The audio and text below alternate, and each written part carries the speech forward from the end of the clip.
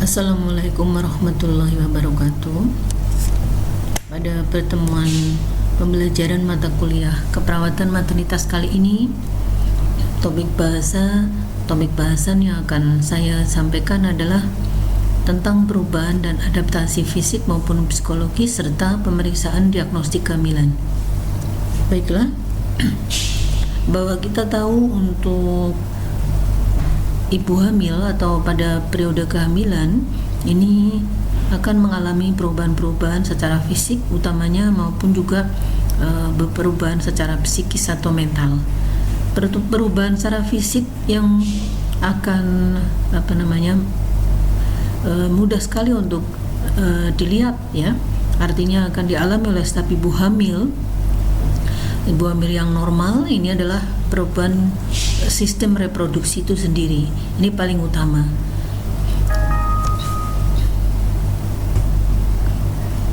Mengenai perubahan sistem reproduksi ini, perubahan apa yang sebenarnya terjadi atau dialami oleh setiap ibu hamil? Ini yang pertama adalah terjadi peningkatan estrogen dan hormon progesteron ya, ada peningkatan hormonal. Pada video yang pertemuan yang lalu itu saya sudah menyinggung juga tentang perubahan hormonal pada ibu hamil, yaitu yang mengalami peningkatan kadar atau jumlah hormon itu adalah hormon estrogen dan progesteron itu pada kehamilan. Dan ini keadaan ini menekan hipofisa anterior sehingga tidak terjadi lagi ya sekresi FSH atau tidak ada lagi hipofisa anterior itu menghasilkan hormon follicle stimulating hormone atau FSH. Yang kita tahu pada video yang lalu itu bahwa hormon FSH itu adalah berfungsi untuk membantu mematangkan ovum. Selain juga terjadi penekanan hipofisa anterior untuk tidak menghasilkan FSH, juga LH ini juga tidak diskresi lagi selama seorang wanita mengalami periode kehamilan. Akibatnya bagaimana? Akibatnya tidak ada pematangan folikel otomatis sehingga tidak ada ovulasi, tidak ada periode ovulasi. Dengan sendirinya juga akhirnya ya siklus menstruasi juga akan terhenti. Itu adalah perubahan yang terjadi pada sistem reproduksi. Kemudian secara rinci, selain memang secara hormonal pada ibu hamil mengalami peningkatan hormon estrogen dan progesteron, ini secara fisik akan terlihat nampak jelas ya bahwa rahim atau uterus itu sesuai dengan umur kehamilan seorang ibu itu akan mengalami pembesaran. Kenapa bisa elastis untuk mengembang atau membesar, dan itu normal harus membesar bahwa rahim atau uterus ya pada ibu hamil. Ini memang sesuai dengan secara anatomi bahwa rahim atau uterus itu antara lain terdiri dari beberapa anyaman otot, yang otot di sini artinya memang dia berfungsi bisa untuk elastis ya. Otot ini anyamannya, saya katakan anyamannya itu ada yang seperti longitudinal, berbentuk longitudinal, ada yang sirkuler maupun yang oblik ya. Nah, ini mengalami elastisitas atau pengembangan sesuai dengan umur kehamilan. Di sini dikatakan mengalami hipertrofi maupun hiperplasi ya. Tapi dalam tanda kutip bahwa hipertrofi dan hiperplasi dalam kehamilan ini adalah dalam kategori normal atau fisiologis. Kemudian pada uterus selanjutnya mengalami perubahan apa? Yang kedua dikatakan di sini kalau kita melakukan pemeriksaan dalam atau TUSE itu, kalau kita raba itu bahwa ismus ya, yang dekat dengan ismus tuba itu artinya kalau kita melakukan TUSE itu melalui liang vagina, kita akan merasakan ismusnya itu lebih lunak pada ibu-ibu hamil. Nah, ini tanda ini disebut sebagai tanda, keadaan demikian ini disebut sebagai tanda Hegar. Nah, pada area uterus itu sendiri ada area atau bagian yang memang pertumbuhannya itu lebih cepat dibanding bagian yang lain di dalam uterus, di mana bahwa bagian itu tuh nanti yang disiapkan sebagai tempat atau daerah untuk implantasi plasenta. Karena waktu video yang lalu juga saya sudah menyinggung bahwa plasenta itu mempunyai dua sisi atau dua permukaan, di mana satu sisi akan menempel pada dinding rahim atau dinding uterus, lalu satu sisi akan berhubungan dengan tubuh janin, yaitu yang menghubungkan adalah tali pusat atau umbilical cord yang panjangnya antara 45 sampai 60 cm. Nah, pertumbuhan yang cepat ini di dalam uterus ini disebut sebagai tanda Pischacek. Lalu kemudian bahwa uterus juga terutama pada kehamilan akhir trimester ya, akhir trimester 2 itu atau trimester 2 akhir, apalagi sudah trimester 3, ini memang dimulai dari trimester 2 sampai awal trimester 3, ini nanti uterus itu dengan otot-otot rahim yang memang berbentuk ada longitudinal, sirkuler maupun oblik tadi, ini ada kadang-kadang sudah mulai ada kontraksi atau sudah tonus ototnya itu, tonus otot rahim atau uterus itu sudah kadang-kadang ada kontraksi atau his. Namun kalau kontraksi itu memang belum untuk intensitasnya, untuk frekuensinya belum begitu sering ya, dan juga belum begitu kuat, begitu istilahnya ini, atau belum menjelang tanda-tanda infartu, itu masih dikategorikan sebagai kontraksi palsu atau nama lainnya adalah kontraksi Braxton Hicks, karena memang umur kehamilan juga masih sekitar trimester 2 akhir ya, dan juga trimester 3 awal. Namun kalau udah berada pada trimester akhir dari trimester 3 kehamilan, apalagi sudah kategori infartu, lah ini tinggal dimonitoring atau diobservasi kontraksi dari otot rahim tadi, atau yang kita sebut istilahnya adalah kontraksi his begitu. Oke, untuk perubahan di rahim atau uterus. Lalu kemudian pada sistem reproduksi seorang wanita yang sedang ada proses kehamilan, untuk organ vagina atau khususnya dari yang senggama, nama lain dari vagina, ini akibat pengaruh hormon estrogen sehingga warna dari vagina itu akan tampak lebih merah kebiruan atau lebih gelap ya, dan ini disebut sebagai tanda Chadwick. Kemudian untuk ovarium atau indung telur yang nama lainnya ya, ini otomatis seperti tadi yang slide sebelumnya, bahwa karena memang sudah tidak ada lagi hipofise anterior itu menghasilkan FSH dan LH, ini akhirnya menekan untuk pengeluaran ovulasi. Proses ovulasinya tidak terjadi karena memang FSH itu tidak dikeluarkan lagi karena memang ditekan ya, akibat adanya proses kehamilan itu sendiri. Nah, ini dengan sendirinya tidak ada proses atau produksi ovum atau tidak ada proses ovulasi nama lainnya untuk ovarium pada wanita hamil. Lalu yang organ berikutnya adalah payudara. Payudara kita tahu ini juga harus mengalami perubahan secara fisiologis, antara lain bahwa pada seorang wanita hamil nanti yang namanya gland Montgomery itu yang berada di sekitar areola mamae ya, itu akan makin tampak. Jadi bintik-bintik kecil itu yang mengitari puting atau nipple itu akan lebih tampak lagi pada wanita hamil. Selain itu yang namanya puting susu atau nipple itu juga nampak lebih menonjol. Areola mamainya itu yang warna kehitaman yang melingkari puting susu itu akan lebih hiperpigmentasi.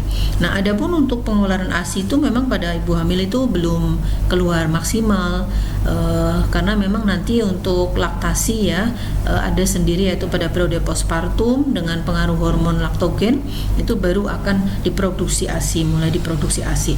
Oke, kemudian kalau misalnya kita melakukan pemeriksaan kehamilan menggunakan palpasi atau perabaan ya dengan telapak tangan, ini bahwa uterus, pembesaran uterus atau perubahan uterus, yaitu kita akan lihat pembesarannya, ini bisa dilakukan dengan periksa palpasi, yaitu kita nanti mencari yang namanya tinggi fundus uterus atau TFU, karena ternyata dengan TFU itu bisa mampu untuk memperkirakan atau mengestimasi umur kehamilan maupun taksiran berat badan janin atau TBJJ.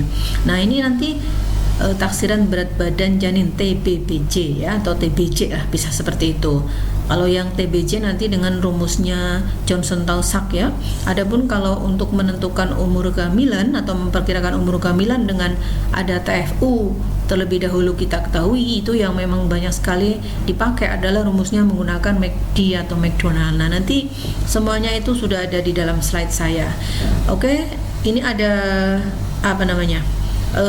Garis-garis berwarna merah yang memang ini membantu tenaga kesehatan ya, keperawatan maternitas dan juga bidan utamanya. Tapi untuk keperawatan maternitas boleh dan ada kompetensi untuk melakukan pemeriksaan palpasi, namanya palpasi Leopard ya, bahwa untuk mengukur atau menentukan tinggi fundus uteri itu tinggi fundus uteri atau uterus itu adalah dalam salah satu dalam pemeriksaan Leopard, terutama Leopard yang pertama. Nah, ini kalau umur kehamilan masih kecil atau masih berada dalam trimester pertama atau trimester awal, ini memang kalau kita raba TFU-nya atau tinggi fundus uteri itu masih di bawah pusat, itu masih jauh ke bawah, atau itu adalah setinggi simpisis pubis. Apabila teraba setinggi simpisis pubis, itu kita asumsikan bahwa umur kehamilan baru 12 minggu. Lalu apabila sekitar di atas simpisis itu 2 jari sampai 3 jari, itu kita asumsikan umur kehamilan 16 minggu. Lalu kalau lebih lagi naik ke atas lagi atau di bawah pusat sekitar 2 sampai 3 jari, itu sekitar 20 minggu. Lalu kalau teraba TFU setinggi pusat, teraba TFU setinggi pusat, itu kita asumsikan umur kehamilan adalah 24 minggu. Namun kemudian kalau di atas pusat 2 sampai 3 jari sekitar 28 minggu, lalu naik lagi ya sekitar 2 sampai 3 jari lagi, atau kita kalau dari pusat terlalu jauh ke atas kan sulit mengukurnya. Lah itu kita ingat bahwa ada PX kan atau processus podius di situ yang berada di diafragma ya, rongga diafragma itu berantara rongga diafragma itu ada PX ya. Lah itu dari PX ke bawah itu sekitar 2 sampai 3 jari, itu adalah sekitar 32 minggu. Patokannya PX. Jadi saya ulang, kalau dia setinggi simpisis pubis 12 minggu, lalu 2 sampai 3 jari di atas simpisis pubis sekitar 16 minggu.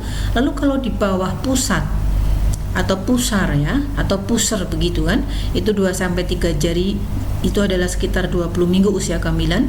Namun kalau setinggi pusat teraba TFU-nya itu adalah 24 minggu. Lalu kalau 2 jari di atas pusat itu sekitar 28 minggu. Namun kalau di bawah PX sekitar 2 sampai 3 jari itu adalah diperkirakan usia kehamilan 32 minggu. Nah, bagaimana kalau usia kehamilan itu sudah lebih dari 32 minggu? Misalnya sudah 35 ya, 36 begitu. Itu bukan berarti bahwa nanti tinggi fundus uterinya tuh naik terus di atasnya PX sampai mau nabrak payudara misalnya. Tidak seperti itu. Jadi justru kalau usia kehamilan sudah 36 ke atas sampai 40 minggu usia kehamilan, itu justru tinggi fundus uteri itu di bawah, artinya di bawah PX. Karena apa? Karena kalau sudah masuk trimester 3 ya, itu bahwa ini maksimal setinggi PX itu adalah 36 minggu. Kalau sudah lebih dari 36 minggu udah masuk trimester 3 itu justru malah di bawahnya PX. Misalnya kayak 40 minggu itu justru di bawahnya PX, 38, 39 itu sudah di bawahnya PX. Nah, kalau yang setinggi PX processus pubis sudah 36 minggu. Kenapa? Karena memang kepala janin ini sudah masuk ke pintu atas panggul atau sudah masuk ke rongga panggul. Nah, ini untuk letak atau presentasi yang normal adalah presentasi kepala atau preskep, itu adalah presentasi yang normal ya bagi janin. Namun kalau misalnya malpresentasi, artinya bukan kepala yang berada di bawah, itu ya memang tidak bisa di estimasi ini, pengukuran TFU yang dengan menggunakan palpasi itu tidak bisa dilakukan dengan valid, karena banyak sekali faktor yang memang perlu lakukan pemeriksaan yang lebih canggih lagi, yaitu tidak cukup dengan hanya palpasi Leopard ya, tapi memang harus didukung benar-benar untuk memastikan hasil yang valid itu adalah dengan USG otomatis. Oke, kemudian kita lanjut. Slide berikutnya adalah pada sistem endokrin, perubahan pada sistem endokrin. Kita kenal yang namanya kelenjar tiroid, ada kelenjar paratiroid. Nah, ini pada ibu hamil nih memang menjadi hal yang juga harus diperhatikan betul, karena beberapa wanita itu sebelum hamil mungkin ada mengalami gangguan ya pada tiroidnya, mungkin seperti yang kita kenal ada gondoken lah atau mumps gitu lah. Itu nanti pada wanita yang sudah memang ada bakat seperti itu, ada masalah dengan tiroidnya lah, nanti pada saat kehamilan itu masalah itu biasanya akan lebih mengganggu gitu ya, mengganggu pernafasan dan lain sebagainya, terutama seperti itu. Nah, ini kelenjar tiroid ini terjadi pembesaran kelenjar tiroid ini karena hiperplasi dan meningkatnya vaskularisasi. Nah, ini pada ibu hamil sendiri yang tidak ada bukan bakat tapi tidak ada masalah dengan tiroid saja, ini secara fisiologis ini untuk kelenjar tiroid sendiri itu mengalami pembesaran karena memang ada proses hiperplasi maupun meningkatnya vaskularisasi. Namun juga kalau misalnya yang sudah ada perempuan dengan ada mumps atau gondokan seperti itu, asal memang tidak langsung mengganggu pernafasan terus menjadi sesak nafas begitu ya, itu ya banyak juga kasus tetap kehamilan itu masih tetap bisa berlangsung, berjalan dengan baik. Cuma kalau sudah sampai menimbulkan sesak nafas ya, itu ya memang tidak boleh dibiarkan saja. Nah, kemudian ada kelenjar yang berikutnya paratiroid. Ini dimana bahwa adanya proses kehamilan ini menyebabkan refleksi kelenjar paratiroid menjadi meningkat. Nah, otomatis menyebabkan kebutuhan kalsium dan vitamin D juga meningkat pada ibu hamil. Nah, ini harus dibarengi dengan asupan atau intake beberapa jenis diet atau bahan makanan ya atau nutrisi itu yang memang banyak mengandung kalsium. Oke, kemudian perubahan sistem berikutnya adalah sistem endokrin. Kita lihat di sini ada pankreas maupun prolaktin pituitari. Nah, ini apa yang terjadi pada ibu hamil pada sistem endokrin ini, utamanya misalnya pankreas. Nah, pada awal kehamilan pankreas akan menurunkan produksi insulinnya oleh karena janin membutuhkan glukosa dalam jumlah yang cukup ya, yang cukup banyak untuk tumbuh kembang otomatis. Ini pada awal kehamilan. Nanti dengan bertambahnya umur kehamilan, misalnya ini awal kehamilan berarti masuk trimester awal atau trimester pertama, ini kebutuhan insulin ini kebutuhan glukosa maksudnya ya, itu adalah bagi janin itu sangat penting sekali. Dan ini di sini dikatakan pankreas menurunkan produksi insulin karena memang janin membutuhkan glukosa yang dalam jumlah banyak atau dalam jumlah yang cukup untuk tumbuh kembang si janin itu sendiri. Nah, kemudian kalau udah trimester 2, trimester 3 lah, itu nanti pankreas dengan sendirinya akan mengikuti fungsinya. Tetapi kita perlu ingat bahwa ibu hamil itu ada yang memang dengan penyerta atau ada kehamilan dengan komplikasi penyerta. Misalnya bagaimana untuk ibu hamil yang ada diabetes mellitus atau DM lah, ini otomatis dengan adanya ibu itu sendiri sudah ada komplikasi penyerta, lalu ada proses kehamilan juga sedang berlangsung lah, ini memang ya ada masalah tambahan ya, ini harus hati-hati betul. Dan nanti biasanya memang untuk janin yang dilahirkan biasanya dengan mempunyai ukuran berat badan juga dalam kategori makrosomia ya, artinya kemungkinan adalah bisa terjadi berat badan janin yang besar, lebih dari 5.000 misalnya, atau lebih dari 5 kg, itu masuk dalam kategori makrosomia. Jadi janin-janin besar itu memang perlu dilihat riwayat penyerta kehamilan si ibunya.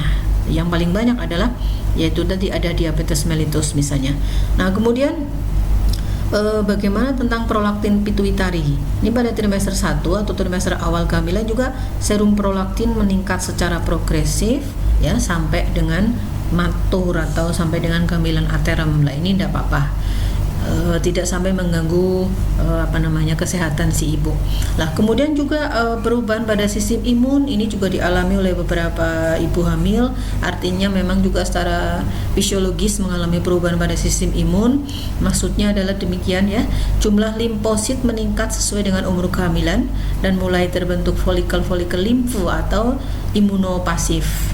Imunoglobulin yang pasif itu tidak masalah karena memang secara perubahan fisiologisnya demikian untuk sistem imun. Lalu di mana di sini dikatakan sel limfoid atau limfosit itu dalam bentuk molekul imunoglobulin yang kita kenal, kita antara lain ada IgG, ada IgM, ada IgA begitu ya. Nah, kalau mau rinci lagi dijelaskan bahwa pembentukan gamma M atau imunoglobulin atau IgG kita kenalnya, yang M ini dimulai pada usia kehamilan sekitar 5 bulan.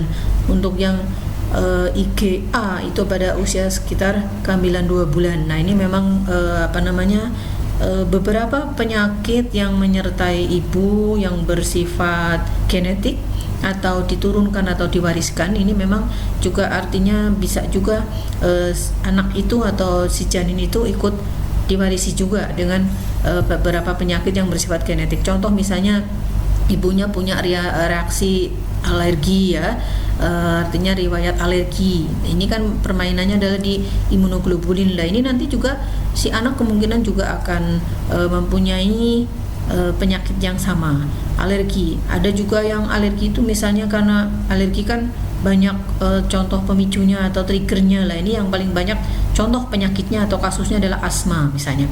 Nah, kemungkinan juga anak akan bisa mengikuti kondisi penyerta ibunya. Oke, kemudian sistem berikutnya yang mengalami perubahan adalah sistem perkemihan. Ini jelas dimana bahwa ureter dan kandung kemih ini memang ada perubahan secara fisiologis ya. Dinding otot polos pada ureter itu akan mengalami relaksasi sehingga volume terbesar urin itu berada pada ureter dan aliran urin menjadi lambat. Nah, ini apalagi nanti kandung kemih juga sejalan dengan perkembangan atau pembesaran umur kehamilan, nanti otomatis uterus itu akan menekan kandung kemih. Nah, ini kalau misalnya kandung kemih atau blas itu berisi banyak urin, nah ini akan terjadi sensasi tidak nyaman ya, atau kadang-kadang juga menimbulkan frekuensi PAK lebih sering dibanding yang pada ibu tidak hamil. Oke, kemudian pada sistem pencernaan pada wanita hamil secara fisiologis itu mengalami perubahan apa saja? Oke, ini ada 2 hormon yang memang dari awal pertemuan sudah saya singgung bahwa hormon estrogen dan progesteron ini pada seorang wanita sangat penting fungsinya. Ini dihasilkan oleh siapa? Ini dihasilkan oleh ovarium ya, ovarium yaitu hormon estrogen dan progesteron. Ternyata pada beberapa ibu hamil dan pada proses kehamilan ini akibat hormon estrogen yang berlebihan, karena memang antara wanita satu dengan wanita satu, ibu hamil yang satu dengan ibu hamil yang lain itu untuk peningkatan kadar estrogen maupun progesteron adalah tidak sama. Lah, kalau misalnya ada seorang wanita hamil yang kadar estrogennya meningkat agak lebih banyak ya atau lebih tinggi dibanding yang lain, ini otomatis akan juga memicu atau menstimulasi peningkatan asam lambung atau HCl. Nah, pada beberapa kondisi asam lambung meningkat itu akan menyebabkan hipersalivasi atau pengeluaran air liur yang berlebihan. Nah, terus juga pada daerah lambung ini juga lebih terasa panas. Nah, ini otomatis kalau lambung panas, nggak nyaman, itu juga memicu rasa mual itu sendiri. Nah, kalau sudah ada rasa mual biasanya memang mudah sekali untuk mengalami muntah ya. Nah, ini kalau sering terjadi pada pagi hari misalnya, makanya kita kenal pada bangun tidur misalnya ya. Saat bangun tidur itu kita kenal dengan istilah morning sickness. Nah, kalau selain mual terus ditambah dengan adanya muntah-muntah pada pagi hari.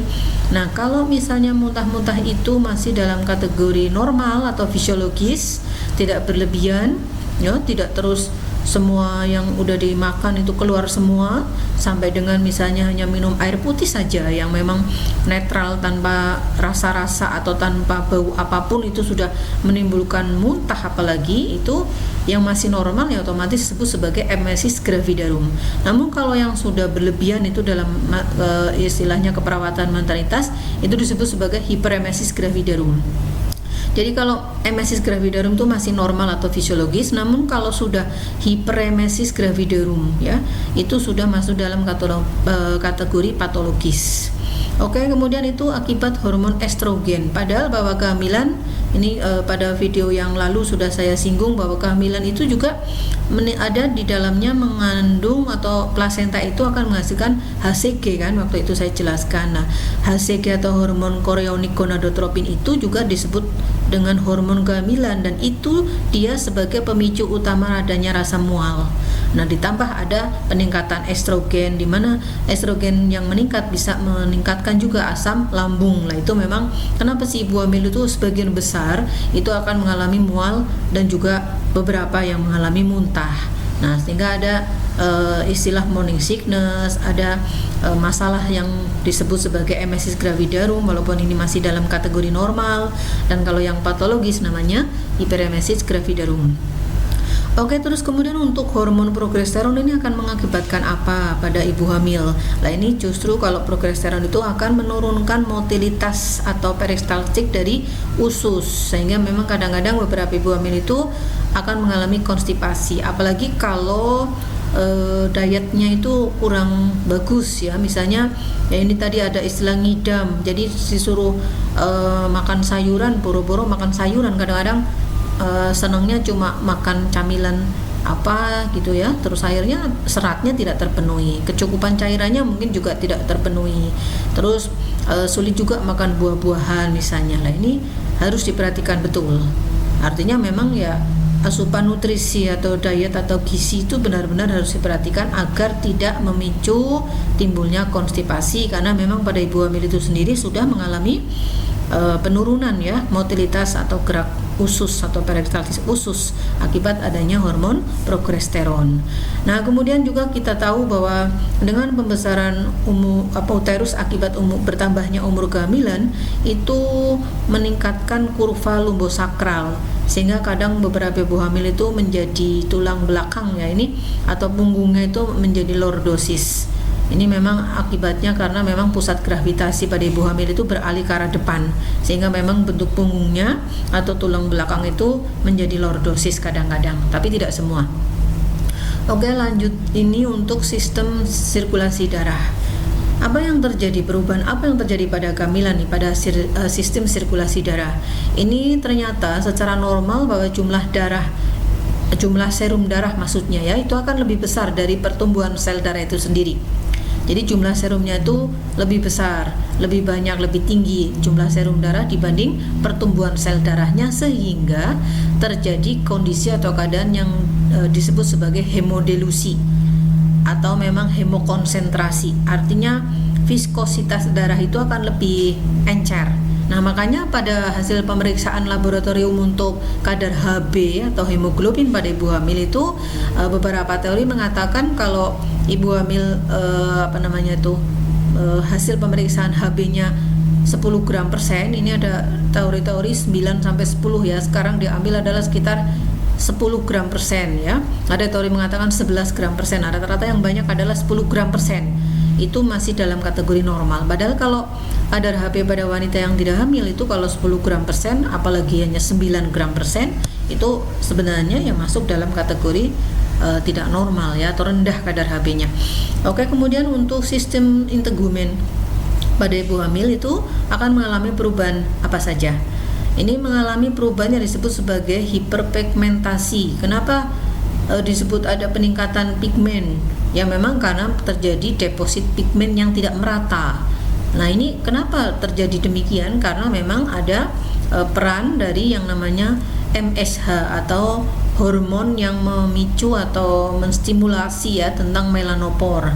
Ini disebut sebagai MSH atau melanopor stimulating hormone. Ini menyebabkan bahwa beberapa warna kulit itu mengalami deposit pigmen atau disebut sebagai hiperpigmentasi. Contoh misalnya ada istilah dengan disebut striae gravidarum. Ini akan lebih tampak biru kehitaman, terus livid atau alba, terus ada yang paling kita kenal istilah dengan kloasma gravidarum ya. Ini adalah nama lainnya, disebut bahasa awamnya adalah topeng kehamilan misalnya. Jadi bagian wajah itu banyak berwarna gelap atau seperti kotor begitu. padahal bukan karena daki atau bukan karena kotoran atau bukan karena tidak mandi, tapi memang itu akibat pengaruh hormon MSH atau melanophore stimulating hormone. Oke, kemudian kita lanjut. Itu merupakan perubahan-perubahan secara sistematik. Nah, berikut khusus perubahan yang jelas dialami oleh setiap periode kehamilan, yaitu tentang organ reproduksi itu sendiri.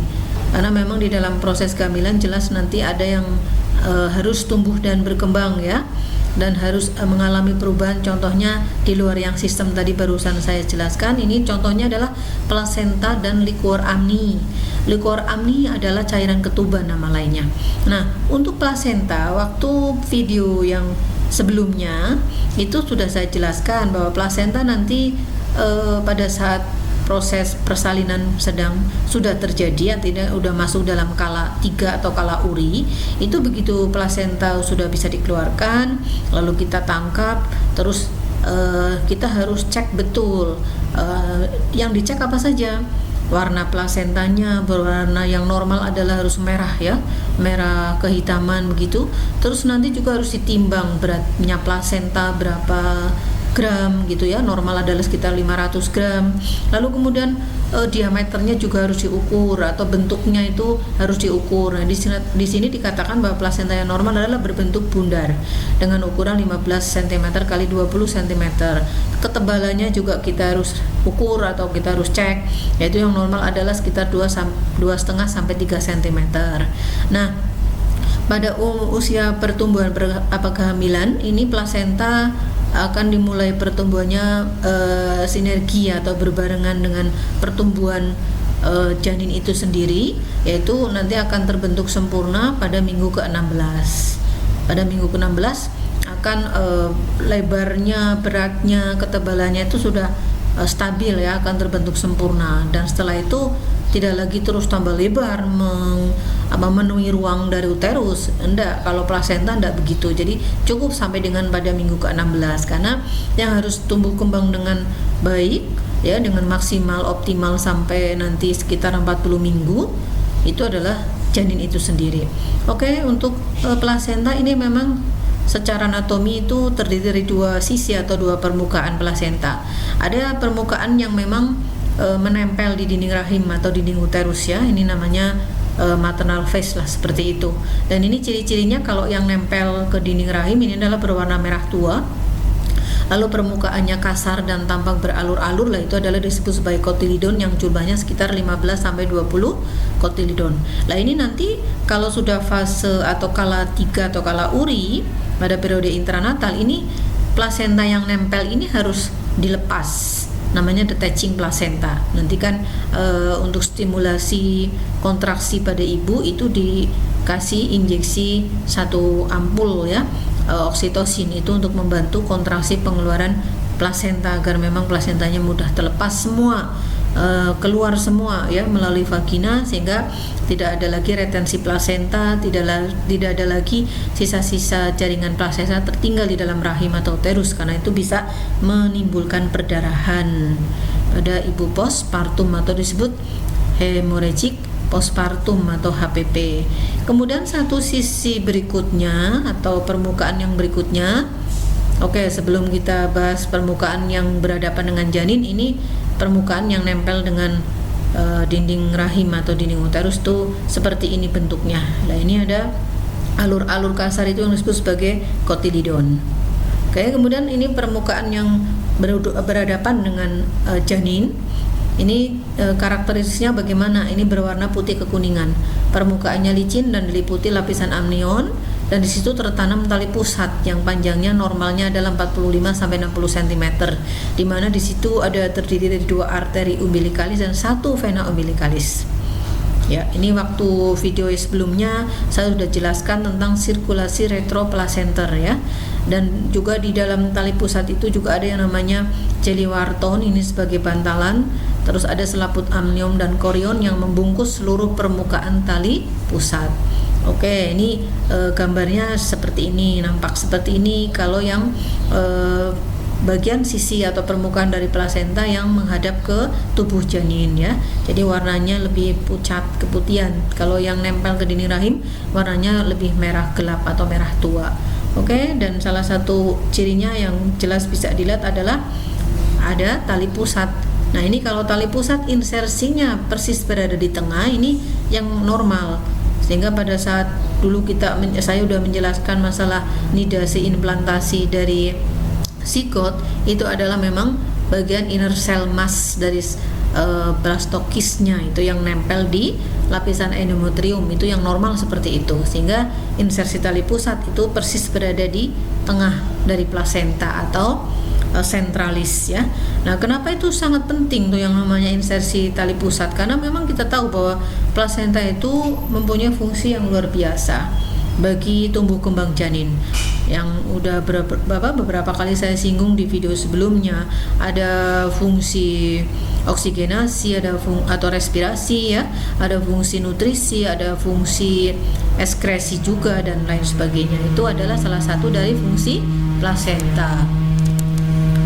Selanjutnya fungsi plasenta ini langsung nyambung, tadi sudah saya singgung, fungsi sebagai alat nutritif atau nutrisi baik secara difusi, enzimatik maupun pinositosis. Lalu yang kedua sebagai alat pembuangan atau ekskresi, tadi sudah saya singgung. Lalu alat oksigenasi atau respirasi itu karena memang benar-benar si janin itu bergantung masih dengan plasenta ibu dan juga cara respirasi dari si ibu juga. Lalu yang keempat, fungsi plasenta menghasilkan hormon pertumbuhan dan juga untuk persiapan laktasi. Ini juga penjelasan kemarin sudah saya singgung, di mana hormon pertumbuhan itu yang kita sebut sebagai HCG atau hormon chorionic gonadotropin. Nah, kemudian untuk laktasi otomatis laktogen. Lalu yang kelima, fungsi yang kelima dari plasenta adalah alat penyalur antibodi. Dari mana ke mana? Dari tubuh ibu ke tubuh janin. Nah, antibodi tadi udah disinggung pada saat kita membahas masalah perubahan sistem imun ya.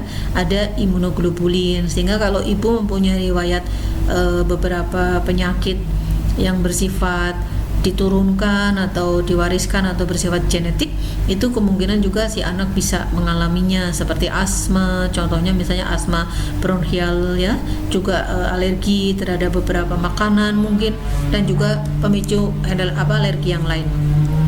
Namun demikian, di samping sebagai fungsi yang sangat positif bagi pertumbuhan dan perkembangan janin, ternyata juga dari plasenta itu melalui selaput membran semipermeabilnya ini bersifat barier.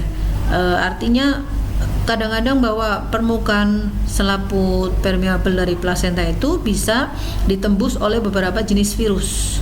Jadi virus itu bisa menembus ke plasenta, nah akhirnya menginfeksi janin.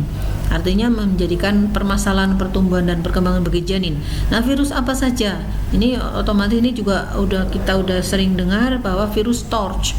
TORCH itu adalah toxoplasmosis, oosit, terus rubella ya, terus cytomegalovirus, terus herpes. Nah, ini yang kita kenal banyak ditularkan lewat hewan unggas, lewat kotoran kucing misalnya. Ini harus hati-hati betul.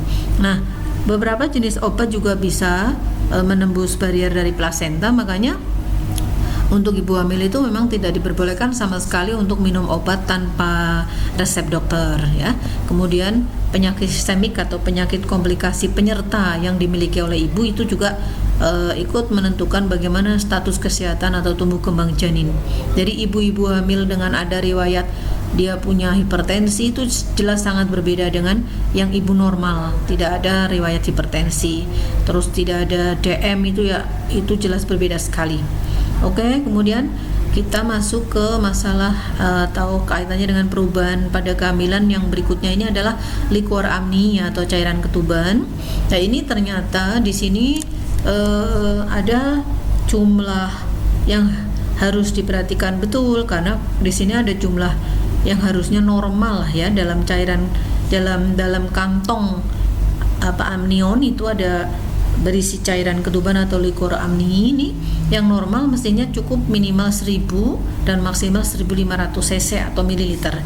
Namun ada beberapa kondisi seperti misalnya ada ibu hamil dengan ada preeklamsi atau hipertensi atau diabetes mellitus dan beberapa penyakit yang lain yang menyebabkan bahwa jumlah liquor amni itu mungkin lebih banyak dari 1.500 ya, itu menjadi polihidramnion istilahnya.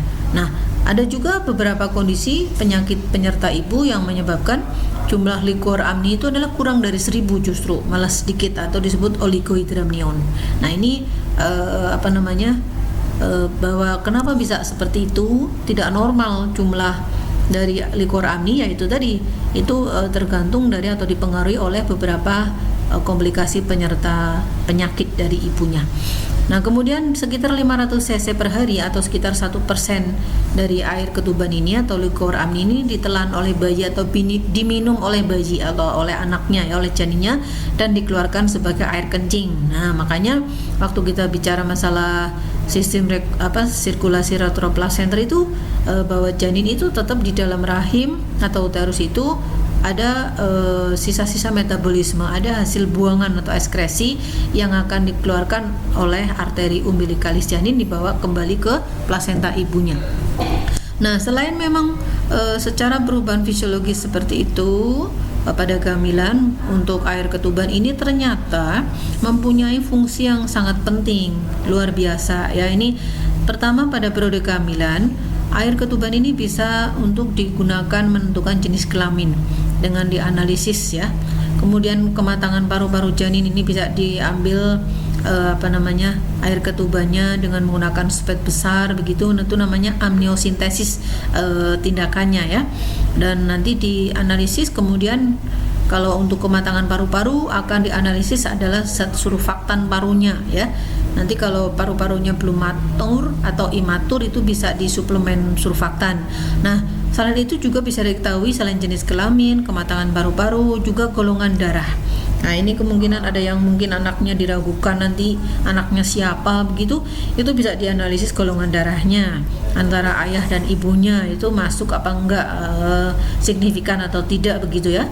Lalu juga selain itu untuk mengetahui faktor resus itu juga bisa, apakah nanti RH-nya positif atau negatif, beserta juga bisa dari air ketuban dipakai untuk menganalisis kelainan kongenital lainnya atau cacat bawaan ya pada janin yang lainnya. Itu pada saat kehamilan untuk analisis amniosintesis bisa dipakai, sangat bermanfaat. Terus kemudian fungsi yang lain saat hamil berlangsung ini juga ternyata bahwa air ketuban itu akan memberikan kesempatan janin untuk tumbuh kembang secara bebas, secara optimal, bergerak ke segala arah. Selain itu juga sebagai pelindung atau proteksi terhadap trauma yang sifatnya atau benturan secara langsung mengenai abdomen ibunya ya. Ini karena ada air ketuban kan tidak kena langsung terhadap janinnya atau tubuh janinnya itu dilindungi oleh adanya air ketuban. Lalu juga sebagai proteksi lagi atau penyangga terhadap panas dan dingin. Kalau ada perubahan seperti sekarang ini musim kemarau ya, dingin sekali misalnya pada jam-jam tertentu. Nah, ini dengan adanya air ketuban itu luar biasa fungsinya bagi tumbuh kembang janin itu sendiri. Dan selain pada saat kehamilan, ternyata air ketuban juga masih berfungsi sangat bagus ini ya, fungsinya masih benar-benar luar biasa, utamanya pada saat infartu. Karena apa? Karena bahwa air ketuban itu bisa menyebarkan kekuatan his atau ini bersifat sebagai konduktor ya, sehingga serviks dapat membuka dibanding nanti air ketubannya sudah kering. Nah, nanti untuk masalah air ketuban yang pecah duluan atau disebut sebagai ketuban pecah dini atau pecah sebelum waktunya, ini akan dibahas tersendiri materinya dengan dosen yang lain. Nah, ini sangat penting dijaga, jangan sampai air ketuban itu pecah sehingga nanti keluar sebelum waktu infartu. Itu akan mempengaruhi perkembangan janin. Misalnya janin itu akan mengalami distress dan seterusnya sampai kemungkinan bisa menjadi UFG ya, intrauterine fetal death misalnya, atau janinnya akan mati di dalam uterus. Kemudian yang kedua, fungsi dari pada saat infartu ini, proses infartu untuk air ketuban bisa membersihkan jalan lahir ini sebagai desinfektan, lalu juga sebagai pelumas atau pelicin saat persalinan. Nah, itu adalah beberapa perubahan fisik yang bersifat fisik ya, yang akan dialami oleh setiap ibu hamil. Itu adalah perubahan-perubahan yang bersifat fisiologis. Lalu selain ada perubahan fisik ya, nanti juga kita harapkan ibu hamil, karena memang diharapkan itu mampu cepat adaptasi, cepat melakukan adaptasi atau cepat beradaptasi secara fisik terhadap perubahan-perubahan yang dialaminya. Nah, untuk adaptasi fisik kehamilan ini kita bagi menjadi 3 trimester sesuai pembagian trimester pada keperawatan maternitas, khususnya periode antenatal atau periode kehamilan. Pada trimester pertama, adaptasi fisik yang bagaimana nih yang harus disiapkan betul ya, atau dilakukan oleh para ibu-ibu hamil. Yang pertama, bahwa tanda-tanda fisik yang terjadi yaitu mungkin kadang adanya spotting terjadi pada hari ke-11 itu normal juga. Jadi ibunya sudah tidak menstruasi, tiba-tiba ada bercak darah misalnya, itu adalah dikatakan normal karena memang itu terjadi disebut sebagai tanda Hartmann, yaitu saat implantasi di lapisan endometrium yang terlalu kuat itu bisa sampai menimbulkan bercak darah. Itu disebut normal karena memang di sini dikatakan sebagai tanda Hartmann. Lalu apabila nanti pada trimester pertama juga muncul mungkin adanya nyeri, terus juga payudaranya tambah membesar ya, hipertrofi, hiperplasi, terus juga dengan adanya kehamilan itu akan menjadi mudah lelah, mudah capek begitu, sehingga ada rasa kelelahan, mungkin juga sering kencing, mungkin juga mual dan muntah atau morning sickness, emesis gravidarum, apalagi sampai hiperemesis. Nah, kalau hiperemesis itu sudah masuk patologi sehingga butuh tata laksana tersendiri. Nah, ini perubahan-perubahan ini harus diterima atau harus diadaptasi secepat mungkin. Nah, tinggi pundus utari pada trimester pertama masih kecil ya, TFU-nya itu hanya berada di atas simpisis atau simpisis pubis, yaitu untuk sekitar usia 12 minggu.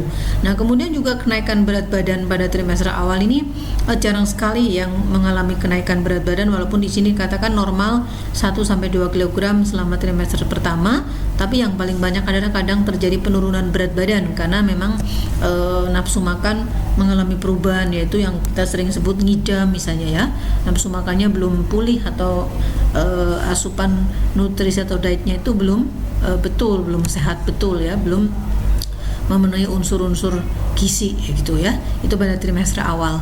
Oke, kemudian karena memang ada mual muntah, ternyata seperti itu.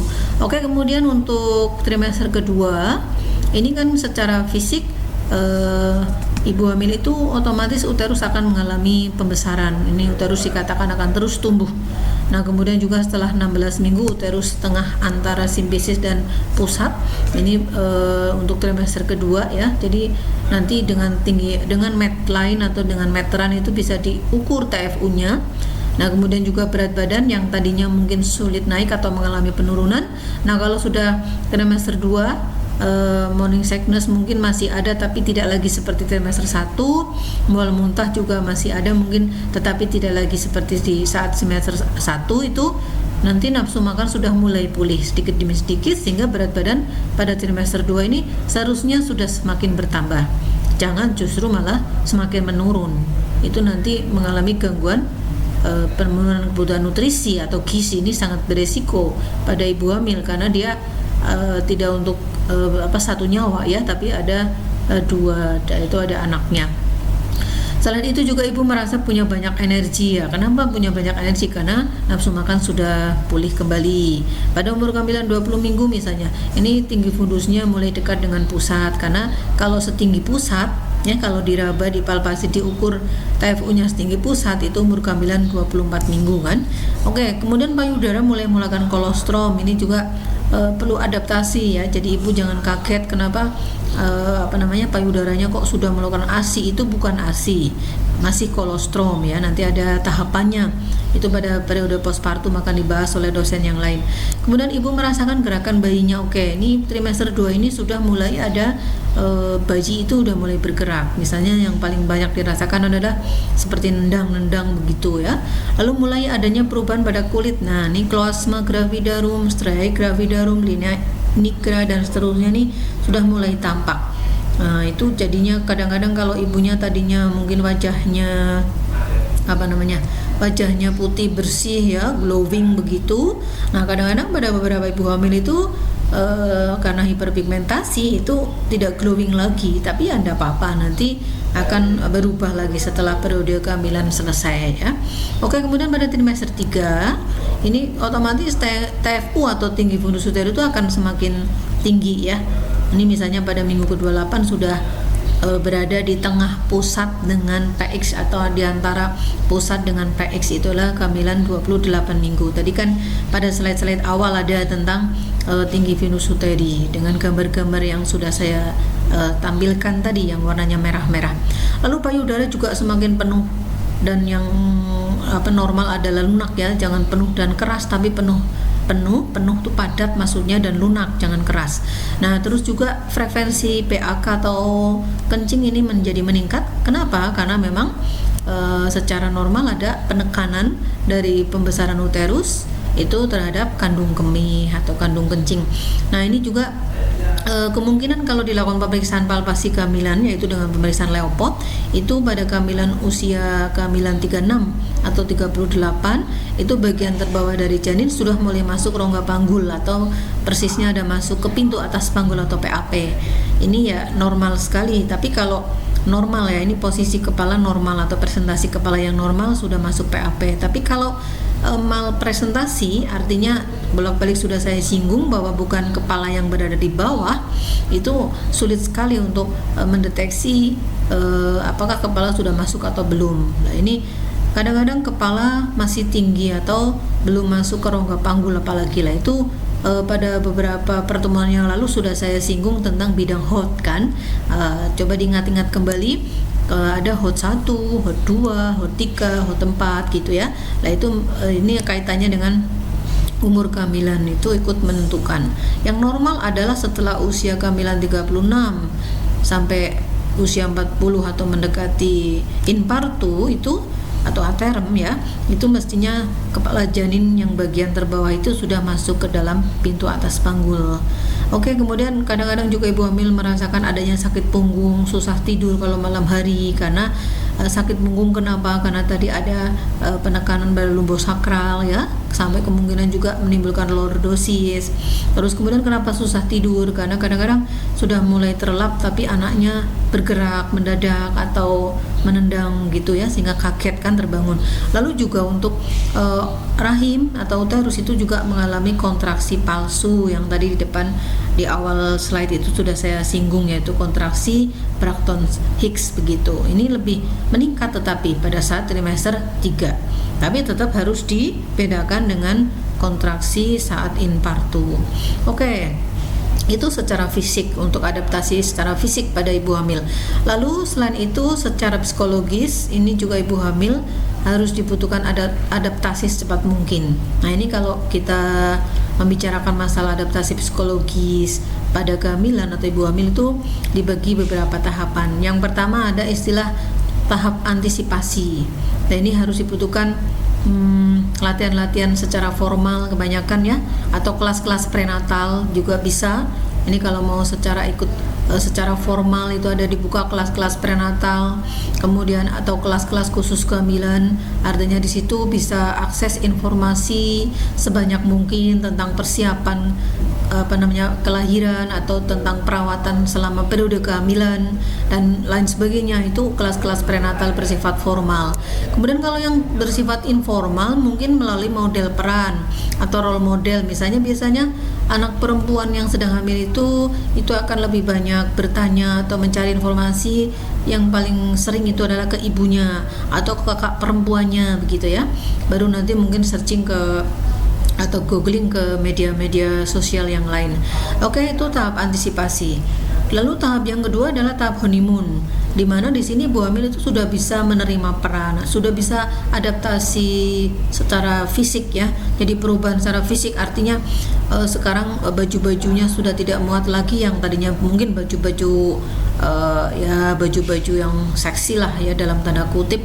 Artinya udah nggak bisa dipakai lagi kalau sudah trimester 2, apalagi trimester 3 itu model baju ya harus menyesuaikan, termasuk mungkin model dalaman apa ya, itu segala macam, termasuk bra atau apa segala macam harus menyesuaikan. Jadi beberapa baju atau pakaian juga itu tidak boleh dipaksakan begitu ibu hamil kok pakai yang ketat atau strict begitu atau yang seksi, itu tidak boleh karena kasihan nanti untuk tumbuh kembang si anak. Nah ini tahap honeymoon itu sudah bisa menikmati lah ibaratnya seperti itu, menikmati, menerima dengan bahagia, dengan gembira gitu ya, dengan bersyukur terhadap kehamilannya. Itu sangat penting bagi pertumbuhan dan perkembangan secara psikologis juga untuk si janin. Jadi jangan ibunya stres terus, apalagi depresi terhadap kehamilan, itu mempengaruhi juga untuk tumbuh kembang janin. Namun memang ada beberapa faktor otomatis antara anak yang sangat diharapkan, antara anak yang sangat ditunggu dengan kedatangan anak-anak yang unwanted, unchild, atau mungkin juga kehamilan tidak diharapkan ya, atau KTD, itu ya berbeda perlakuannya kan, otomatis seperti itu. Kasihan nanti anaknya. Oke, tahap yang ketiga adalah tahap stabil. Ini benar-benar sudah kondisi psikologis itu sudah stabil, sudah aman gitu ya. Bagaimana ibu hamil dapat melihat penampilannya? Nah, ini udah benar-benar bisa walaupun hamil tapi tampil cantik gitu kan, tampil menarik gitu. Siapa takut istilahnya seperti itu. Ini udah tahap stabil. Adapun kemudian tahap akhir atau tahap perjanjian ini adalah artinya kadang-kadang itu pada saat trimester 2 apalagi trimester 3 menjelang persalinan, ini ibu hamil ini sudah mulai mempunyai mimpi lah katakanlah, atau ekspektasi. Artinya dengan pemeriksaan USG udah bisa diketahui jenis kelamin. Nanti mimpinya adalah anak saya nanti perempuan.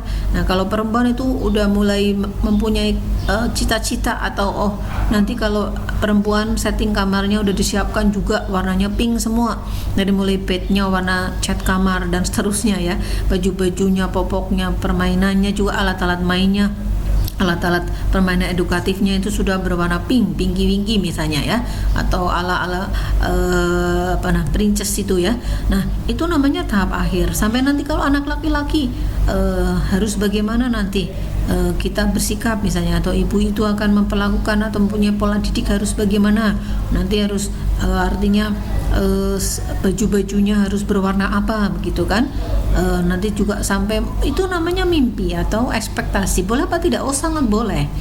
Nah nanti memang kalau seandainya bahwa setelah persalinan semua mimpi itu tidak seperti yang diinginkan ya, artinya diinginkan, dimimpikan selama ini, karena kadang-kadang kan inginnya kalau punya anak ya otomatis kalau laki-laki yang ganteng, yang bagus gitu ya, atau yang handsome. Kalau anak perempuan yang cantik, yang putih, yang hidungnya mancung misalnya, rambutnya jangan keriting misalnya. Nah ini kalau nanti sudah periode melahirkan ternyata tidak seperti yang diinginkan ekspektasinya, ini memang ya akhirnya menjadi kecewa kan, biasanya begitulah. Itu jangan sampai terlalu lama, karena mungkin kecewa terhadap si anaknya. Lah itu anaknya siapa? Kan anaknya dia sendiri. Sehingga apapun yang penting normal ya, tidak harus memang mengharapkan warna kulitnya yang putih begitu, putih glowing ya, itu nanti jangan dipikir sampai sejauh itu dulu. Yang penting normal saja dulu gitu.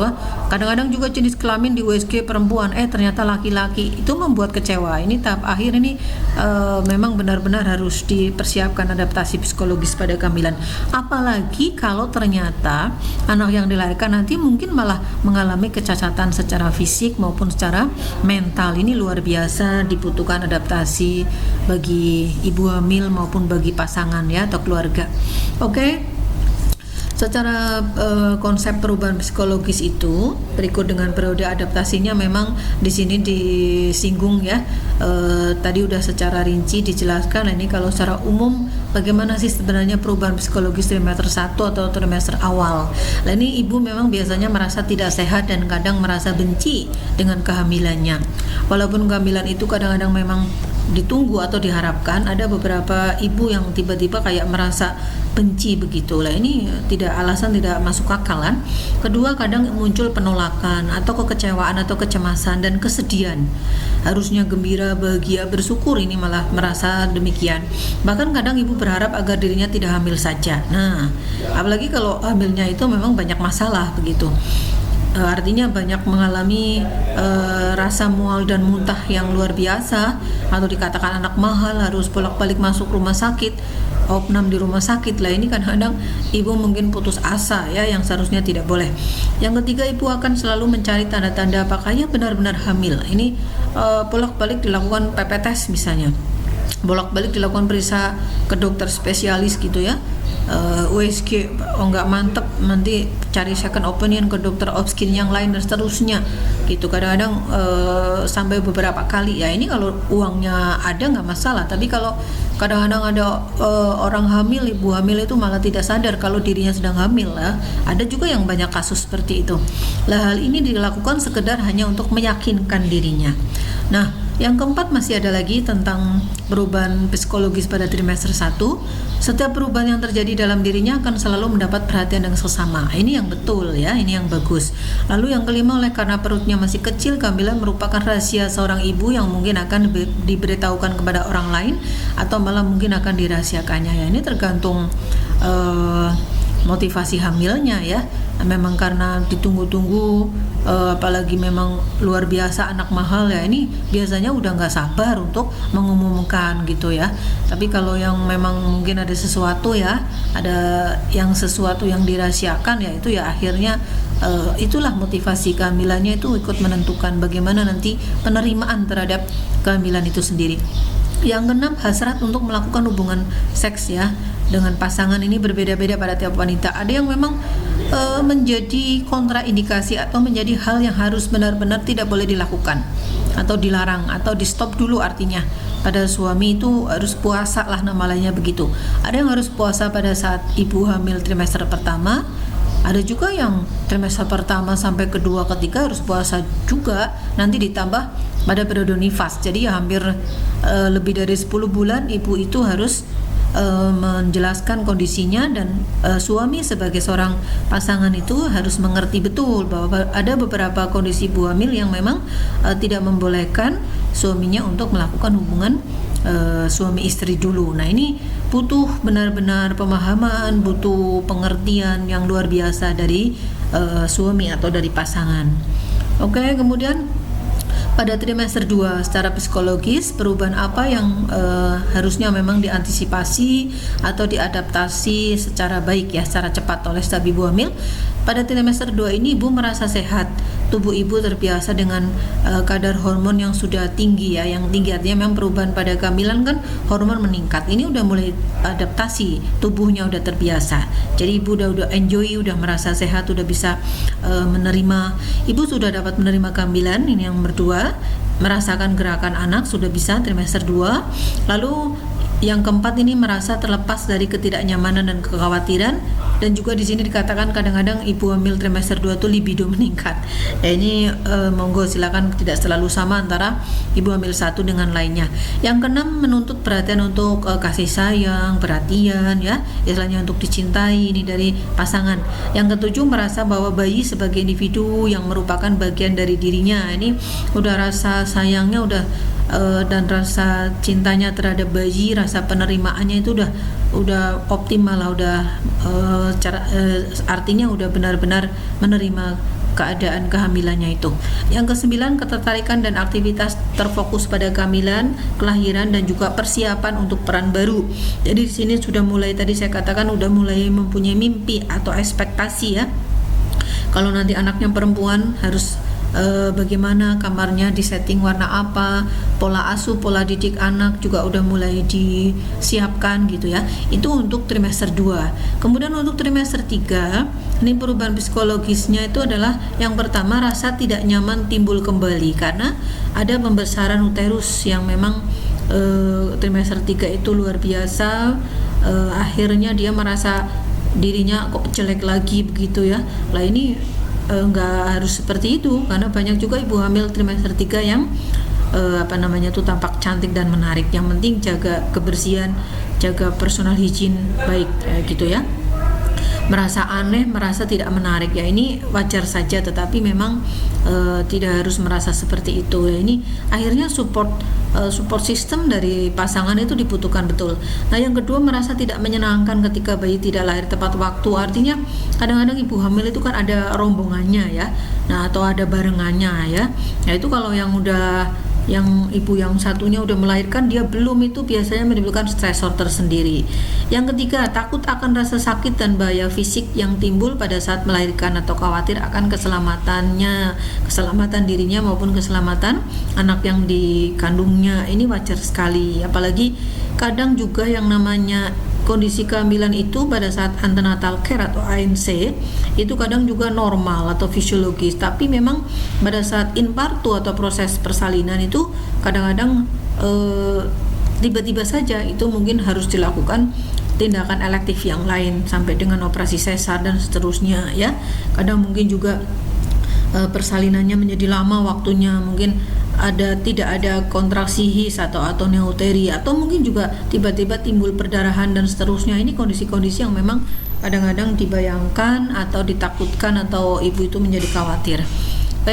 Khawatir juga bayi akan dilahirkan dalam keadaan tidak normal atau mungkin cacat atau apa ya. Terus merasa sedih akan terpisah dari bayinya kalau memang nanti harus mungkin tidak menjalani rooming in, harus tidak rawat gabung. Lah ini kondisi-kondisi tertentu saja, mungkin ibu ada preeklamsi atau mungkin bayi mengalami aspeksia.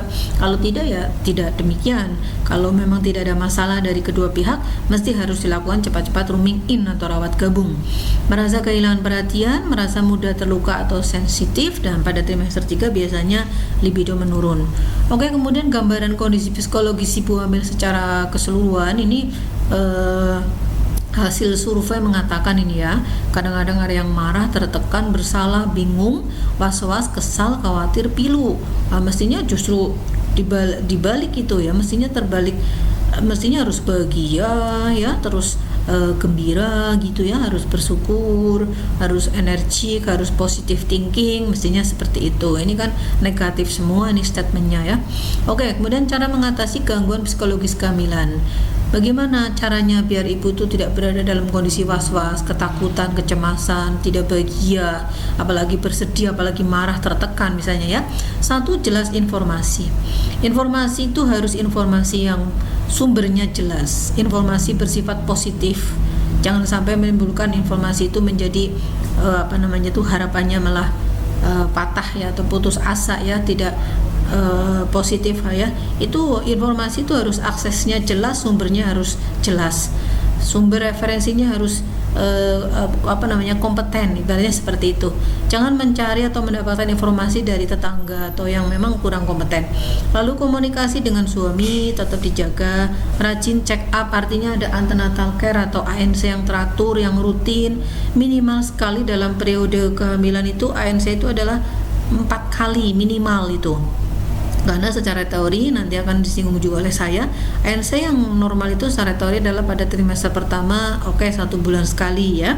Lalu trimester kedua tiap 2-3 minggu sekali. Lalu kalau trimester 3 mestinya tiap 1 minggu sekali. Makan yang sehat, bergizi, jaga penampilan yang menarik ya, personal hygiene dan cantik, wangi gitu kan bagus. Kurangi kegiatan yang berat, dengarkan musik atau mungkin Al-Quran sekarang sudah dengan menggunakan murotal ya.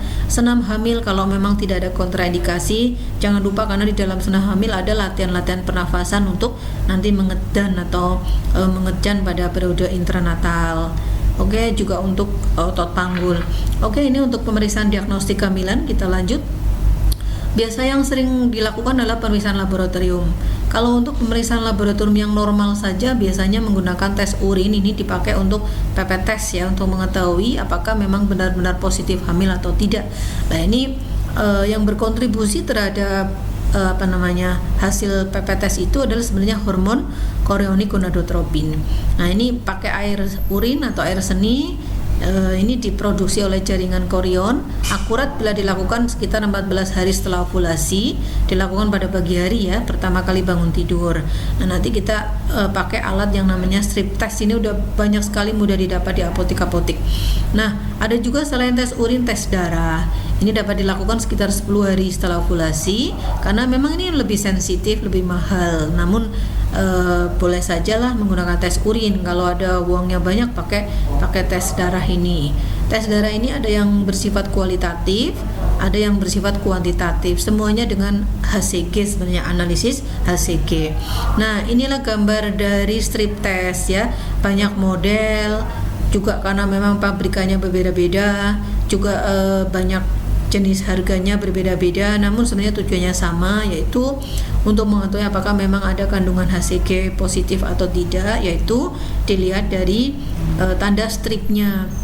Ini kalau tanda strip 2 berarti itu mengindikasikan sedang positif hamil, oke? Dengan menggunakan urin kalau yang ini. Kemudian ada 2 tipe tes urin. Ada tes imunologik dan ada tes biologi. Kalau yang imunologik usia kehamilan biasanya 3 minggu. Tes ini berdasarkan atas reaksi imunologik secara kimiawi ya, yaitu reaksi antigen HCG antibody. Bila campuran air seni dengan reagen atau antiserum HCG ini menunjukkan tidak adanya HCG dalam air seni, maka tidak terjadi aglutinasi atau tidak terjadi pembekuan, sehingga disebut hasilnya negatif. Tapi sebaliknya, kalau ada aglutinasi maka hasil imunologinya adalah positif ya, atau positif hamil. Lalu juga yang tes biologik ini yang sering kita kenal dengan tes PP test atau tes G5 ini nih ya. Ini tadi menggunakan strip test, itu udah sering sekali, udah familiar sekali masyarakat. Nah, kemudian pemeriksaan diagnostik yang kedua pada kehamilan adalah USG atau ultrasonografi. Ini semakin tinggi dimensinya, semakin jelas menggambarkan atau memotret janin dan bagian-bagian tubuhnya serta kecacatan janin itu sudah mulai bisa dilihat dari USG yang 4 dimensi. Ya, ini beberapa gambaran dari hasil foto USG. Kemudian ada slide negatif ini ya, dan ini juga monitor USG-nya nampak. Lalu ini ada ibu hamil, ini ada transducer yang sebelumnya diolesi dengan jelly terlebih dahulu untuk kepekaan atau sensitivitas itu, seperti itu caranya. Tapi yang berhak melakukan pemeriksaan diagnostik dengan USG atau ultrasonografi adalah dokter ya, bukan perawat. Oke, kemudian ini beberapa gambaran tentang hasil foto USG. Lalu USG itu sendiri kemarin waktu video sebelumnya sebenarnya sudah saya singgung ya. Ini dulu ditemukan oleh Universitas Tokyo, Jepang ya. Nah, ini digunakan di dalam dunia kedokteran kandungan atau obskin khususnya itu sejak tahun 61. Nah, ini hasil gambar 2-4 dimensi dengan penggunaan gelombang suara yang berfrekuensi tinggi, lalu dengan memasang pengubah arus pada suatu alat yang disebut transducer tadi, yang nanti ditempelkan langsung dengan ada jelly terlebih dahulu di kulit dari abdomen ibu. Berguna untuk apa? Berguna untuk mendapatkan informasi yang secara detail atau rinci dari perkembangan janin, dari tumbuh kembang janin. Nah, tidak menimbulkan bahaya atau radiasi bagi ibu maupun si bayi atau si janin, dan keuntungannya adalah memang bersifat non-invasif prosedur, aman, praktis, dan hasilnya akurat.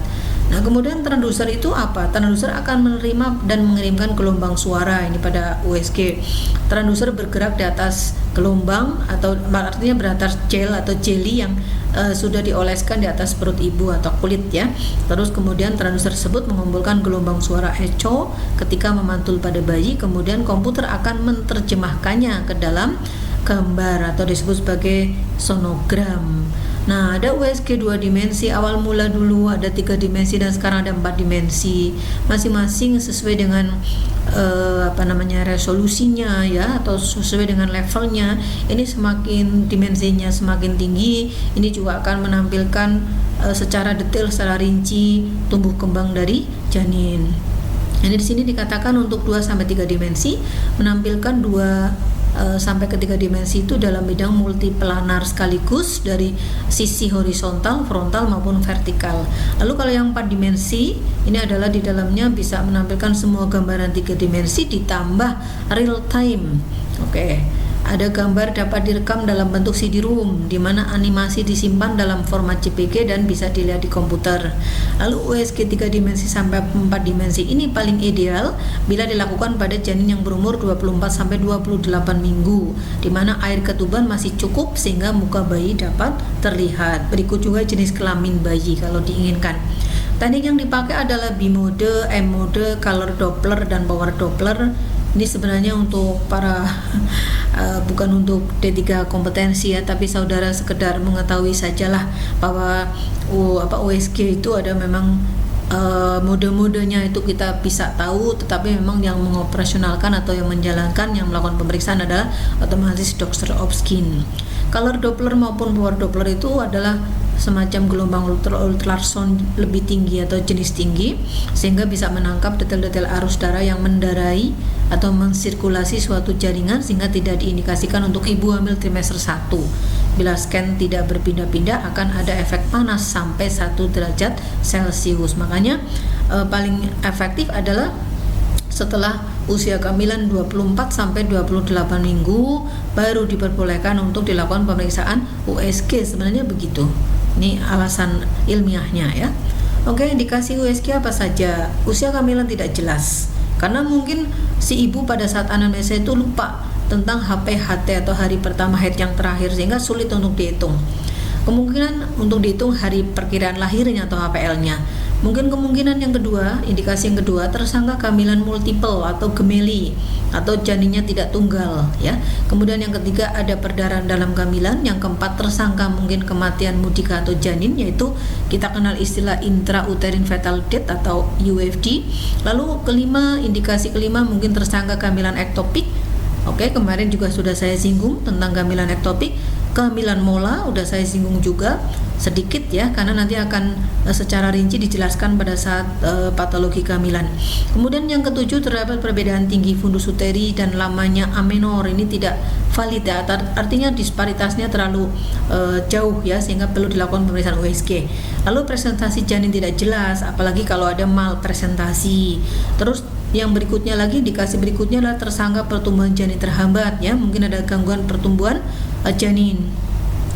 Terus kemudian mungkin janin besar atau makrosomia.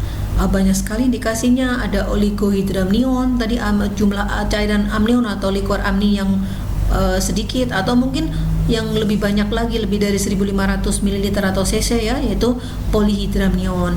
Lalu juga indikasi untuk USG, penentuan profil biofisik janin, evaluasi letak dan keadaan plasenta, terus kemungkinan dicurigai adanya resiko cacat bawaan, alat bantu dalam tindakan obstetri seperti versi luar, versi ekstrasi maupun plasenta manual.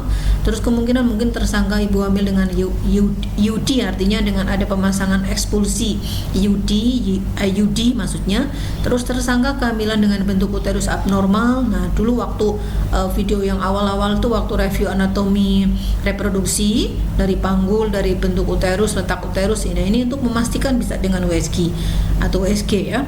Sebagai alat bantu dalam tindakan intervensi seperti amniosintesis, tadi di awal sudah saya singgung bahwa analisis cairan amnion itu disebut pemeriksaannya adalah amniosintesis. Mungkin untuk pemeriksaan biopsi filikorealis, ini untuk mengerti kehamilan mola, lalu untuk transfusi intrauterin maupun fetuskopi dan sebagainya. Oke, manfaatnya apa saja USG itu? Pertama, otomatis membantu mendiagnosis dan mengkonfirmasi pada periode kehamilan awal atau awal kehamilan. Yang kedua, melihat posisi dan kondisi plasenta. Yang ketiga, memeriksa denyut jantung janin atau DJJ. Yang keempat, mengetahui bayi, artinya jumlah bayi, terus juga letak bayi, posisi bayi atau presentasi bayi dan lain sebagainya. Kelima, menghitung usia kehamilan dan berat badan janin. Jadi selain nanti bisa dihitung secara manual, juga bisa dengan menggunakan alat USG, ini otomatis lebih akurat, lebih valid juga. Lalu memeriksa jumlah cairan ketuban dan juga mengetahui jenis kelamin bayi ya. Oke. Waktu USG sekarang, waktu yang tepat kapan? Boleh pertama kali dilakukan USG itu sekitar umur kehamilan minggu ke-7, tetapi memang benar-benar tidak ada kontraindikasi pada ibunya. Ini untuk memastikan kehamilan saja, menilai DJJ atau detak jantung janin, mengukur panjang janin, atau juga menilai usia kehamilan itu boleh mulai minggu ke-7. Tetapi memang kalau ada kontraindikasi tidak diperbolehkan ya. Kemudian USG yang kedua biasanya dilakukan pada kehamilan 18 sampai 22 minggu. Ini untuk trimester yang kedua. Ini sudah mulai menilainya, sudah mulai rinci atau lengkap, karena memang di situ bisa melihat kelainan kongenital kalau ada kelainan bentuk, posisi plasenta, DJJ, juga untuk menilai perkembangan janin, dan kadang udah mulai tampak jenis kelamin janin ya pada trimester 2. Lalu untuk yang ketiga biasanya dilakukan pada trimester 3, dilakukan pada kehamilan mulai ke 34 ya, 34, 36 dan seterusnya untuk mengevaluasi ukuran fetus, menilai pertumbuhan janin atau fetus, juga pergerakan dan pernafasannya. DJJ itu jelas akan dilihat, dimonitoring, jumlah air ketuban serta posisi bayi dan plasenta. Nah, ini keadaan insidentil itu bila ditemukan boleh dilakukan USG di luar jadwal reguler ya, atau di luar indikasi reguler. Ini bisa apabila memang ditemukan adanya distress pada janin maupun DJJ irreguler. Nah, untuk DJJ yang normal ada 120 sampai 160 kali per menit dengan irama yang reguler. Tapi kalau ditemukan irama yang irreguler itu boleh dilakukan insidentil pemeriksaan USG. Oke, persiapan USG itu seperti ini. Apakah memang mau melalui vagina, transvaginal, ini jarang dilakukan sekarang. Nah, yang paling banyak adalah transabdominal. Tapi ada beberapa kondisi yang memang mengharuskan lewat vagina atau transvaginal. Ini biasanya perlu mengosongkan dulu kandung kemih dan umur kehamilannya masih umur kehamilan muda ya, atau trimester awal yaitu 8 sampai 10 minggu. Tapi hati-hati karena bisa resikonya menimbulkan abortus malah karena merangsang kontraksi uterus. Nah, makanya jarang dilakukan untuk USG secara transvaginal. Yang paling banyak adalah dari luar atau transabdominal, yaitu umur kehamilan sudah lebih dari 3 bulan, sudah masuk trimester 2 ya. Sebaiknya minum air putih terlebih dahulu sekitar 2-3 gelas sehingga kandung kemih cukup penuh. Ini keadaan ini akan memperjelas rahim dan isinya ya. Oke, kemudian tipe prosedur USG itu ada yang bisa bersifat pinde atau scan transvaginal. Pinde atau scan transvaginal ini sebuah alat pemindai yang dirancang khusus digunakan di dalam vagina untuk menghasilkan citra sonogram dan paling sering digunakan pada awal kehamilan tadi yang transvaginal ya. Kemudian ada USG standar atau umum yang sering dilakukan adalah yaitu sebuah pemindai untuk menghasilkan citra 2 dimensi dari janin. Lalu USG lanjutan ini memeriksa penyakit tertentu, kalau ada memang menggunakan peralatan yang lebih canggih lagi. Oke, USG Doppler ini ada jenis USG Doppler mengukur perubahan pada frekuensi gelombang ultrasonografi saat dipantulkan objek bergerak seperti sel darah contohnya. Ada USG 3 dimensi yaitu yang tadi di awal sudah saya singgung, pemindai yang dirancang khusus dengan piranti lunak untuk menghasilkan citra 3 dimensi dari janin secara utuh. Nah, kemudian kalau yang 3 dimensi maupun 4 dimensi ini memotret wajah dan semua bagian janin, pergerakan janin seperti animasi. Jadi mendekati potret yang sebenarnya ya dari janin tapi masih dalam bentuk animasi. Ada istilah juga USG ekokardiografi atau ECHO ya, ekokardiografi janin. Ini dengan gelombang suara ultra untuk mengetahui fungsi dan anatomi jantung ya, terutama jantung janin atau bayi, terutama apabila diindikasikan atau diduga ada cacat jantung kongenital. Oke, ada nggak efek biologi gelombang dari ultrasonik tadi ya? Dari USG tadi, gelombang ultrasonik yang digunakan adalah jenis pulsa sehingga efek kumulatif di dalam jaringan sangat kecil, artinya tidak menimbulkan radiasi ya. Dari efek biologi gelombang ultrasonik yang ada di USG itu tidak menimbulkan efek radiasi pada janin. Kemudian dinding abdomen ibu pada pemeriksaan transabdominal itu akan mengabsorpsi sebagian intensitas gelombang ultrasonik dan ini juga bersifat aman atau safety tetap ya. Terus vaskularisasi pada dinding abdomen ibu dan janin akan menetralisir efek panas dari gelombang ultrasonik sehingga memang sangat aman. Nah, ini ada istilah pemeriksaan diagnostik yang selain USG ini ada chorionic villus sampling atau CVS ya, atau CVS. Ini prosedur medis pada trimester 1 usia 10-12 minggu untuk mendeteksi dini adanya kelainan kongenital dan kecacatan janin. Nah, ini filicorianic ya, atau filicoralis janis itu diambil sampelnya atau disampling. Selain memang kecacatan janin juga ini yang paling banyak untuk ada indikasi misalnya dugaan mungkin mengalami janin Down syndrome, ada kelainan kromosom seperti kelainan kromosom trisomi 21 gitu ya, dan seterusnya, terus hemofilia, penyakit sel sabit, terus talasemi. Ini bisa dilakukan periode CVS ini melalui teknik amniosintesis sampai ke plasenta dan trofoblast dibantu pencitraan USG. Namun tidak dapat mendeteksi dini adanya gagal cacat tabung saraf, tapi hanya beberapa kelainan yang bersifat kongenital atau kecacatan janin yang seperti di atas itu. Lalu fili plasenta dapat diperoleh melalui akses transservikal, transabdominal maupun transvaginal. Nah, nanti kalau memang transvaginal otomatis lewat vaginal ya. Kalau servikal ya lewat servikal. Nah, paling banyak biasanya adalah lewat abdominal atau transabdominal, dilakukan amniosintesis atau aspirasi cairan amnion dengan menggunakan spot nomor besar ya atau spot besar. Nah, indikasi CVS itu boleh dilakukan apabila memang ada ibu hamil dengan punya riwayat melahirkan anak dengan kelainan kromosom. Ada orang tua dengan karier kelainan kromosom atau penyakit autosomal resesif ya. Kemudian ibu merupakan karier penyakit yang berkaitan dengan seks atau seks lengkit. Nah, ini artinya memang tidak sembarangan pemeriksaan CVS itu dilakukan pada ibu hamil. Nah, ada di sini jenisnya dari CVS, ada yang transservikal seperti tadi, transabdominal ini secara detailnya monggo silakan dibaca sendiri oleh mahasiswa. Ini udah untuk dokter spesialis skin ya sebenarnya, tapi untuk mahasiswa keperawatan atau D3 vokasi boleh sajalah untuk mengetahui, karena ini merupakan ilmu pengetahuan yang sangat penting juga. Jadi kalau transservikal ini menggunakan polyethylene kateter melalui serviks, lalu dituntun dengan monitoring USG, artinya menuju plasenta yang paling tebal, lalu jaringan trofoblast diaspirasi melalui kateter ke dalam siringe. Lalu kalau yang transabdominal CVS ini adalah jarumnya itu dimasukkan sepanjang aksis plasenta dengan monitoring atau tuntunan USG juga, lalu diaspirasi jaringan trofoblastnya juga. Cuma jalan masuknya saja yang berbeda. Kalau yang transservikal melalui serviks, otomatis kalau yang transabdominal yang melalui abdomen. Lalu resiko dan kontraindikasi CVS ternyata ada, karena bisa menimbulkan abortus walaupun 0,8% kasus ya. Ternyata ini lebih besar dibandingkan amniosintesis kalau yang teknik CVS nih. Artinya abortus itu mudah terjadi, lebih besar dibandingkan teknik amniosintesis. Perdarahan post tindakan lebih banyak terjadi pada secara transservikal, oke. Lalu infeksi kemungkinan bisa terjadi, dan KPD ini resikonya.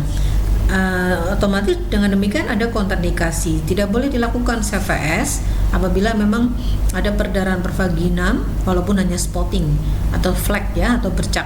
Uterus ante atau retroversi ekstrim, artinya letak uterus antefleksi atau retroversi yang ekstrim itu tidak boleh dilakukan CVS, dan juga ada infeksi yang masih aktif. Nah, kemudian untuk pemeriksaan diagnostik kehamilan yang keempat adalah amniosintesis. Dari tadi sudah saya beberapa kali singgung. Ini adalah tes untuk mengetahui kelainan genetik pada bayi dengan memeriksa cairan ketuban atau cairan amnion atau likor amni. Di biopsi ya cairan amnionnya ini untuk dianalisis kromosomnya, jenis kelaminnya, faktor resusnya, zat surfaktan paru janin, itu untuk mengetahui kematangan paru-paru janin maupun infeksi yang menyertai. Nah, caranya menggunakan spet ukuran besar yang memang dimasukkan ke dalam abdomen, menembus ke selaput cairan ketuban, lalu sampai mengaspirasi cairan ketuban itu sendiri. Indikasinya apa? Ibu hamil yang mempunyai resiko ada kelainan genetik, usia lebih dari 35 tahun, hasil USG ada gambaran abnormal atau kelainan resus. Nah, resikonya ada apa tidak untuk amniosintesis nih?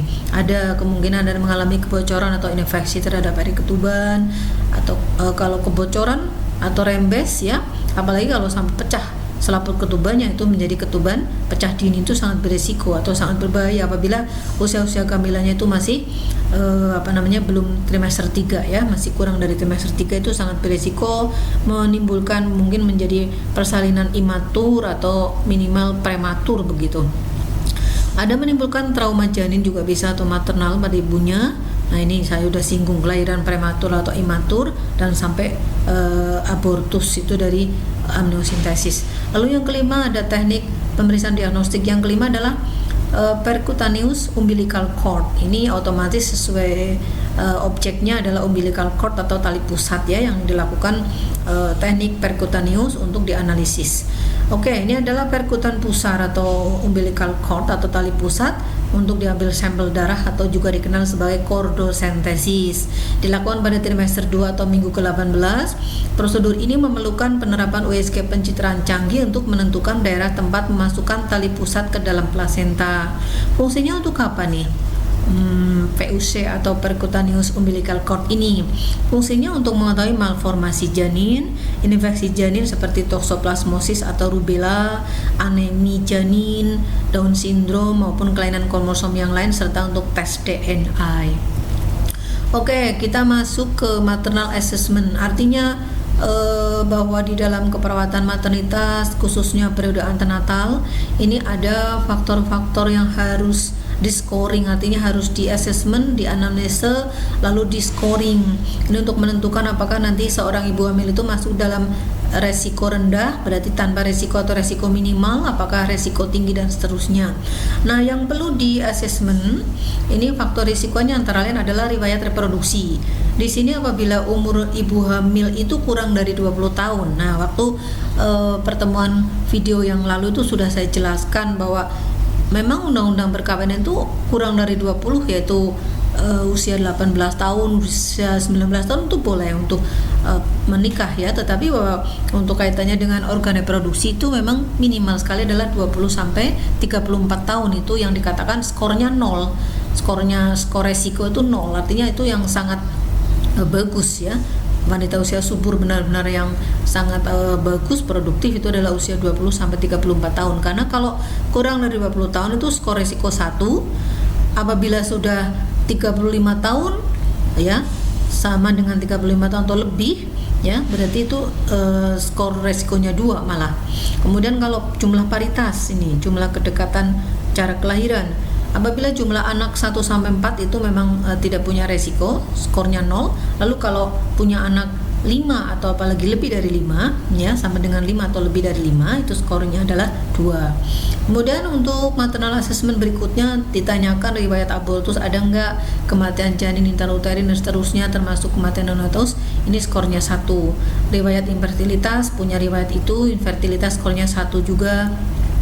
Riwayat perdarahan postpartum skor 1, riwayat partus dengan bayi besar skor 1, preeklamsi, eklamsi skor 1, riwayat partus atau penyulit lama ini skor 1, terus bedah sesar atau mungkin pernah ekstraksi forceps ini skornya 2. Lalu kemudian komplikasi penyerta yang dimiliki oleh ibunya nih, riwayat operasi ginekologi pernah atau tidak. Kalau pernah berarti scoring 1, skor resiko ya. Terus penyakit ginjal menaun ibunya ada enggak, kalau ada berarti scoringnya 2. Ada DM apa tidak, diabetes mellitus ibunya itu, kalau ada berarti scoring resiko 2. Penyakit jantung scoring resiko 3. Penyakit sistemik lainnya seperti hipertensi, stroke dan seterusnya ya, ini adalah scoringnya resiko 1. Nah, kemudian perdarahan pervaginam. Nah, apabila perdana muncul kurang dari 20 minggu usia kehamilan, ini scoring 1. Namun kalau sudah lebih dari usia 20 minggu kehamilan, ini ada scoringnya 3. Anemia ada apa tidak, apabila ditemukan kadar Hb kurang dari 11 gram per sen, itu adalah scoringnya 1. Lalu hipertensi dalam kehamilan, ini scoring resiko 2. Ketuban pecah ini scoring resiko 2. Hidranium scoring resiko 2. Kemeli atau kemela multiple, ini resikonya scoringnya 3. Kelainan letak presentasi atau malpresentasi scoringnya resiko 3. Nah, dari maternal assessment tadi bisa kita kategorikan atau klasifikasikan scoring akhirnya ya, untuk mengetahui apakah ibu hamil itu mempunyai resiko atau tidak. Yang pertama, apabila dikatakan resiko rendah kehamilan atau non-resti, itu bila scoringnya 0 sampai 2 saja. Namun kemudian kalau ditemukan skor lebih dari 2, yaitu misalnya skor 3 sampai 6, itu masuk kehamilan resiko tinggi. Lalu kalau lebih dari 7 atau sama dengan 7 atau lebih, itu kehamilan resiko sangat tinggi. Nah, ini sangat penting ya scoring-scoring tersebut, karena itu bisa untuk menentukan tindakan selanjutnya terhadap ibunya. Utamanya adalah tindakan medis, tindakan kolaborasi, nanti tindakan keperawatan ikut mensupportnya. Oke, demikian untuk penjelasan materi tentang perubahan dan adaptasi fisik maupun psikologis berikut juga tentang pemeriksaan diagnostik kehamilan. Semoga banyak manfaatnya yang bisa diterima atau diambil oleh mahasiswa semua. Sampai bertemu pada materi berikutnya, dan kalau ada yang perlu diklarifikasi atau didiskusikan, silakan untuk menuliskannya di tugas kelas ya, untuk diskusikan itu pertanyaan atau mungkin klarifikasi. Silakan masuk ke Google Classroom yang sudah disediakan di MA Keperawatan Maternitas. Saya akhiri, terima kasih. Wassalamualaikum warahmatullahi wabarakatuh.